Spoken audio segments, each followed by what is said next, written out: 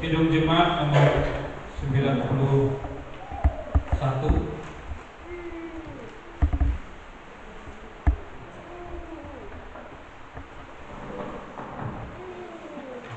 Tampilkan slide-nya. Ya, 91 Putri Sion nyanyi.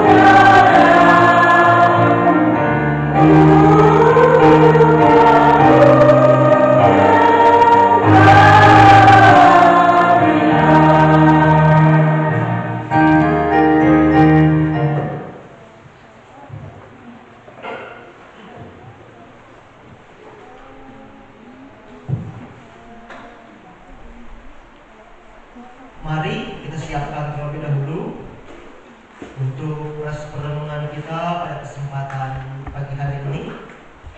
Itu terambil dari dalam Lukas pasalnya yang kedua, ayatnya yang pertama sampai yang ke-7.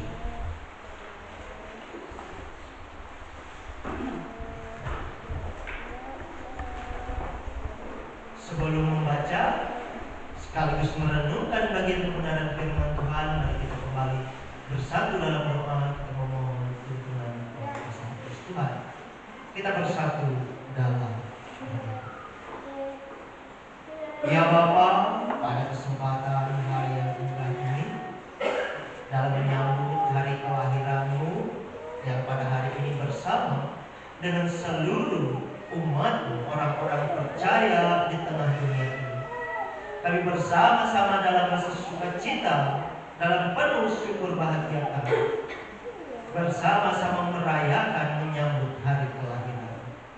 Biarlah di tengah sukacita dan rasa syukur bahagia kami ini, kami boleh bersama senantiasa semakin dikuatkan dan diteguhkan melewati sabda kebenaran firman yang sebentar lagi kiranya akan kami baca dan kami renungkan. Kami memohon tuntunan kuat kuasa Roh Kudus-Mu ya Bapa, memberikan kami sebuah pengertian pemahaman akan sabda firman, dan terlebih boleh kami lakukan dalam hidup kami hari atas hari seterusnya. Bersabdalah melewati perantaraan hamba. Kami semua siap belajar akan firman.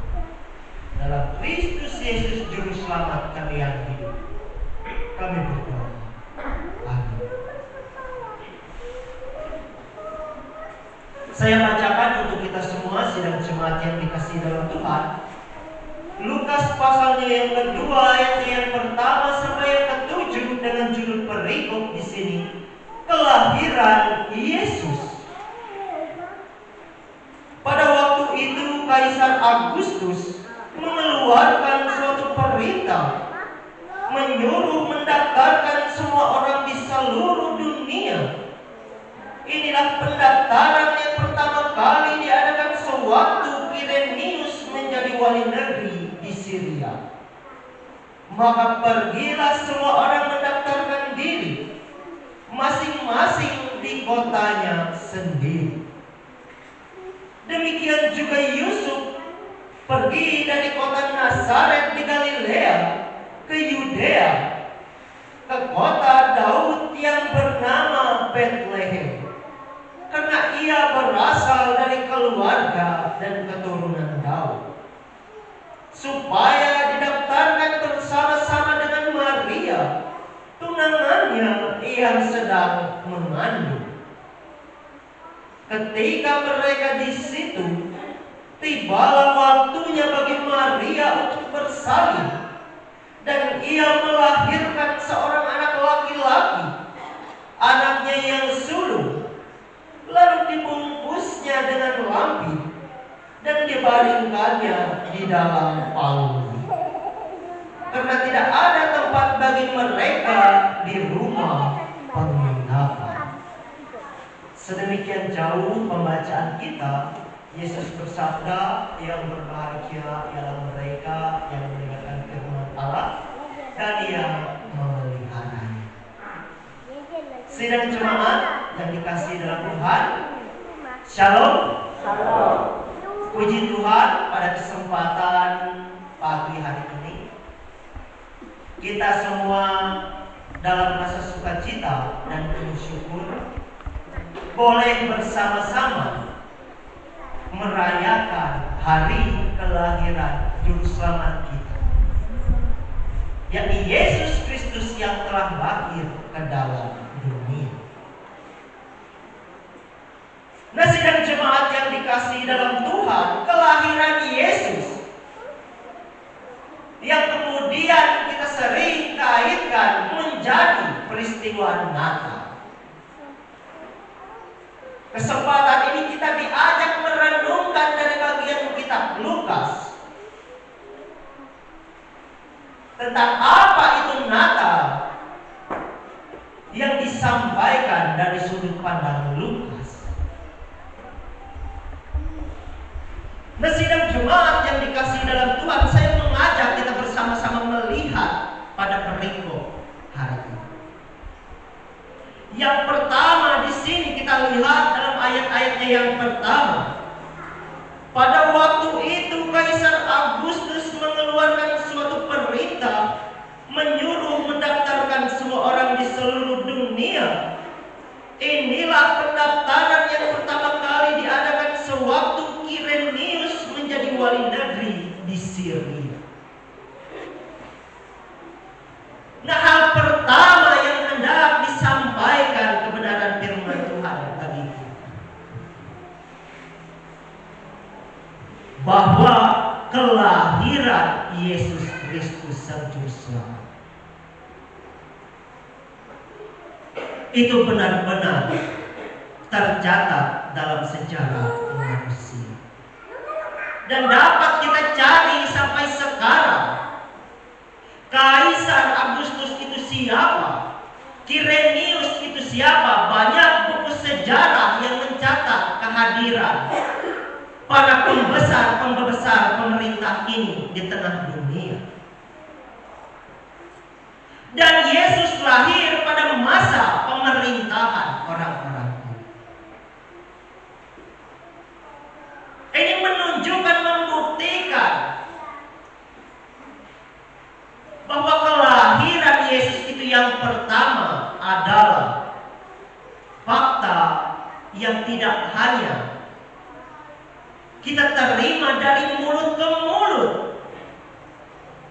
tapi benar-benar tercatat tidak hanya dalam Alkitab, Ibu Bapak, tapi dalam berbagai buku sejarah di luar Alkitab sekalipun, kita masih menemukan.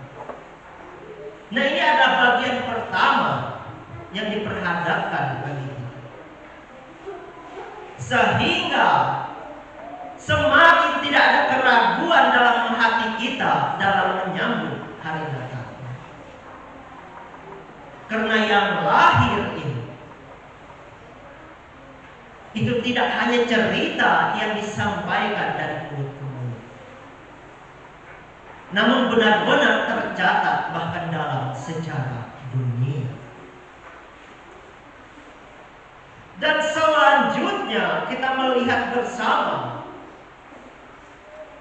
bagaimana di sini dikatakan ada pendaftaran untuk orang-orang di seluruh dunia. Nah, ini pendaftaran yang pertama kali dikatakan. Sederhananya kita katakan begini, sidang jemaat.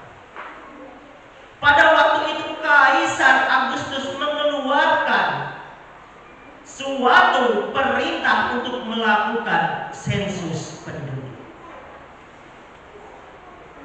Nah, ketika dikatakan seluruh dunia, sidang jemaat, bukan berarti sampai kita juga. Seluruh dunia yang dimaksudkan itu adalah semua daerah yang sudah ditaklukkan oleh Kaisar Agustus. Jadi dari bagian benua Afrika, sebagian Eropa, wilayah Timur Tengah masuk sampai ke Asia. Itulah seluruh dunia yang dimaksudkan, yang sudah ditaklukkan oleh Kaisar Agustus. Apa tujuan dari sensus penduduk? Yang pastinya supaya tahu berapa seluruh orang terdaftar di wilayah kekuasaan. Dan tujuannya apa, Bapak Ibu? Upeti, pajak, pemasukan bagi kaisar dan pemerintahan Romawi. Jadi sensus penduduk dilakukan itu untuk memenuhi kebutuhan kaisar dan bangsanya, bangsa Romawi. Tapi yang menarik, sidang jemaat, kita lihat berkat daripada sensus penduduk inilah di ayatnya yang keempat kita baca bersama. Demikian juga Yusuf pergi dari kota Nazaret di Galilea ke Yudea, ke kota Daud yang bernama Bethlehem, karena ia berasal dari keluarga dan keturunan Daud, supaya didaftarkan bersama-sama dengan Maria, tunangannya yang sedang mengandung.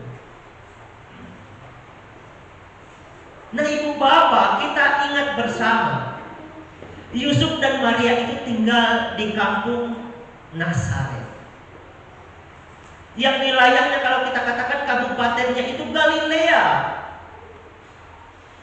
Sementara kampung halaman asli mereka itu di Yudea, kabupaten yang berbeda, yang jaraknya ratusan kilo lebih. Tentu saat hendak melahirkan, tidak akan mau Yusuf pergi bersama Maria dalam keadaan hamil besar, naik keledai atau naik kuda ratusan kilo,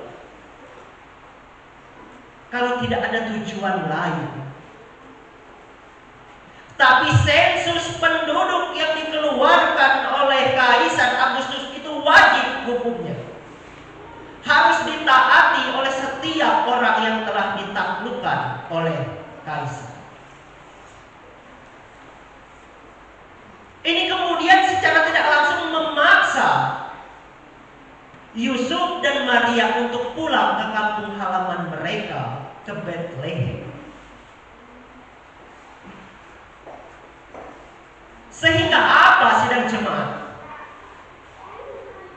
Nubuat, janji yang telah dituliskan diceritakan dan disampaikan dari dalam perjanjian lama, bahwa Sang Mesias yang diurapi akan lahir di kota Daud di Bethlehem. Kita baca bersama di ayat yang ke-6. Ketika mereka di situ, tibalah waktunya bagi Maria untuk bersalin, dan ia melahirkan seorang anak laki-laki, anaknya yang sulung, lalu dibungkusnya dengan lampin dan dibaringkannya di dalam palungan, karena tidak ada tempat bagi mereka di rumah penginapan. Saat mereka sampai memasuki Bethlehem, tiba waktu bagi Maria ini bersalin dan melahirkan. Sehingga nubuat janji dari dalam perjanjian lama yang mengatakan Mesias akan lahir di Bethlehem, itu akhirnya terpenuhi dan nyata melewati peristiwa ini.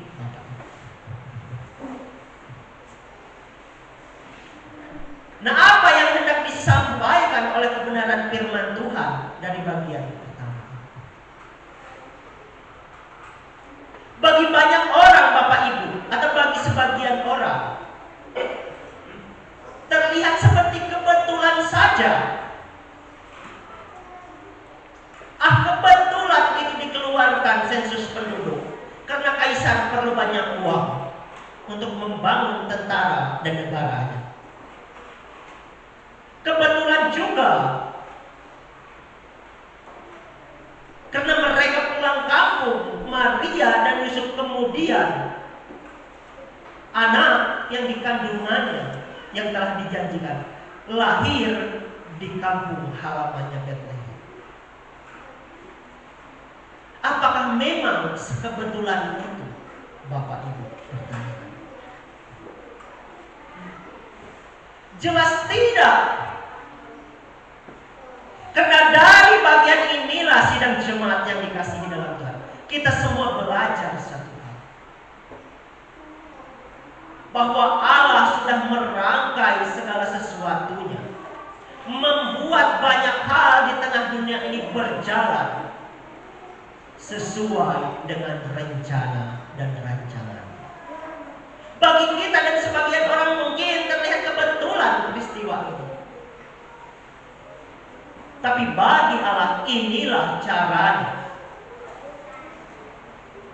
untuk menyatakan semua yang telah Dia janjikan, sehingga lahirlah juru selamat kita, Yesus Kristus, untuk menepati janji Allah di Bethlehem. Dan selanjutnya kita melihat makna penting daripada Natal itu sendiri, sidang jemaat. Karena sekarang kita melihat Natal itu seringkali yang ditunggu-tunggu adalah bagian perayaan. Ada banyak sekali orang-orang yang tidak sabar dan menunggu bagian perayaan Natal. Kadang-kala sebagian juga tidak memilih untuk datang pas ibadah. Tidak apa datang ibadah lambat, yang penting bagian perayaan tidak ketinggalan. Untuk ibadah biarkan biasa saja, urusan yang lain. Yang penting perayaannya harus meriah, harus megah, harus wow. Melihat gereja-gereja yang lain perayaan Natalnya begitu hebat, tidak mau kalah, habis-habisan untuk lebih baik daripada Natal yang lain. Tidak mau kalah dalam berbagai hal. Itukah Natal yang Allah inginkan?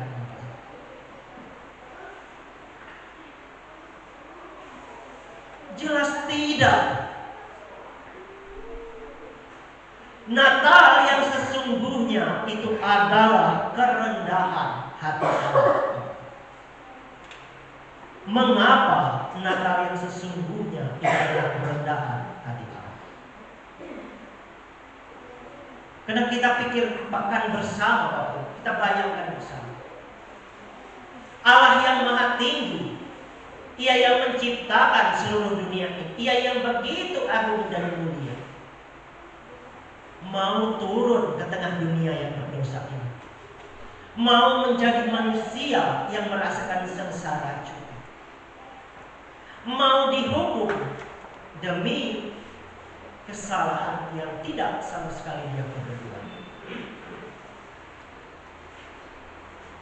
Seperti bagian potong dan salam tadi yang terambil dari Yohanes 3 pasal 16. Karena begitu besar kasih Allah akan dunia ini, sehingga Ia mengaruniakan anaknya yang tunggal, supaya setiap orang yang percaya kepadanya tidak binasa, melainkan beroleh hidup yang kekal. Jadi karena begitu besar kasih Allah pada kita semua, Bapak Ibu, tidak hanya saya ataupun Bapak Ibu, kita semua dan orang-orang di luar sana, karena mengasihi orang-orang seperti kita inilah Allah rela meninggalkan kemuliaan, menjadi sama, lahir di tengah dunia dalam wujudnya sebagai manusia, menanggung segala penderitaan kita di atas kayu salib. Kita lihat prosesi kelahiran Yesus, Bapak Ibu. Ketika mereka di situ, tibalah waktunya bagi Maria untuk bersalin, dan ia melahirkan seorang anak laki-laki, anaknya yang sulung, lalu dibungkusnya dengan lampin dan dibaringkannya di dalam palungan, karena tidak ada tempat bagi mereka di rumah penginapan. Nah, 3 hal, Bapak: lampin, palungan, dan tidak ada penginapan. Mari kita lihat bersama. Lampin hanyalah kain biasa yang digunakan untuk membungkus bayi-bayi supaya tidak kedinginan ketika waktu baru lahir. Apalagi palungan, kita tahu itu tempat makan hewan, Bapak Ibu. Istimewa atau spesialkah palungan itu? Tidak, itu bukan keranjang yang terbuat dari emas. Itu hanya kayu yang dipahat tempat makan ternak. Dan tidak ada penginapan sehingga mereka harus berada di dalam kandang domba. Bukan hotel bintang 5, bukan penginapan yang terbaik, bukan di dalam istana daripada Kaisar Agustus, bukan di dalam istana Raja Herodes, tapi hanya dalam kandang domba, tempat hewan beristirahat. Allah dengan kuasanya bisa saja memilih lahir di keluarga bangsawan, menjadi anak Kaisar Agustus dan lain sebagainya.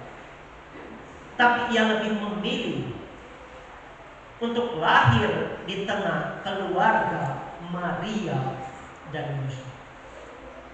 Ia memilih lahir dalam tempat kandang hewan, dan hanya dibungkuskan kain lampin, ditaruh dalam palungan.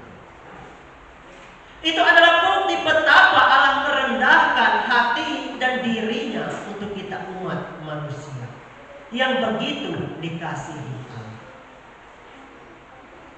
Jadi kita bayangkan dengan banyaknya perubahan-perubahan makna Natal tadi,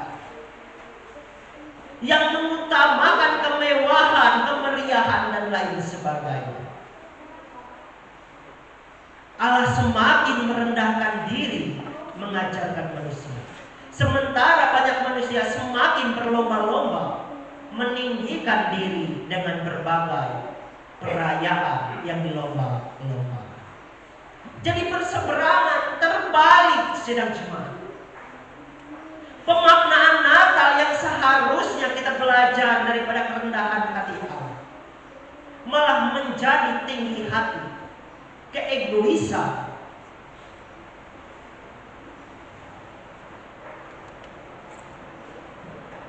melewati bagian kebenaran firman Tuhan pada hari ini.